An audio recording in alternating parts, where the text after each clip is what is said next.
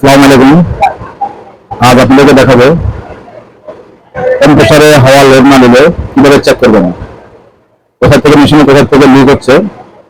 এখানে এয়ারটেকের সাথে দুটো লাইন আছে। একটা লাইন চেক করার পরে আরেকটা লাইন চেক করতে হবে কোন সাইড থেকে লিক হচ্ছে।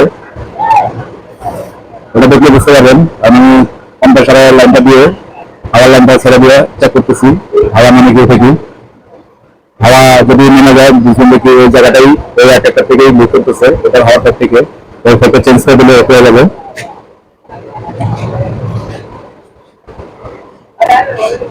মূলত আমাদের এখানে সবকটা মেশিনের সিকোয়েন্স ইদানিং আমাদের মেশিনগুলোর ভিতরে অনেক প্রবলেম দিচ্ছে, নতুন নতুন প্রবলেম। নতুন নতুন প্রবলেমগুলো সলভ করার জন্য নতুন নতুন টেকনিক এগুলো বের করতে হয়। তো আপনাদের না বুঝতে পারেন দেখলে আমার ভিডিওটা দেখে আপনারা শিখতে পারবেন কিভাবে হাওয়া লাইনটা চেক দিতে হয় এয়ারটেক থেকে। কোন এয়ারটেক কোনটা থেকে হাওয়াটা সাপ্লাই দিচ্ছে না, কোন এয়ারটেকের সাইড থেকে হাওয়া লিক করতেছে, এটা চেক করার সহজ পদ্ধতি।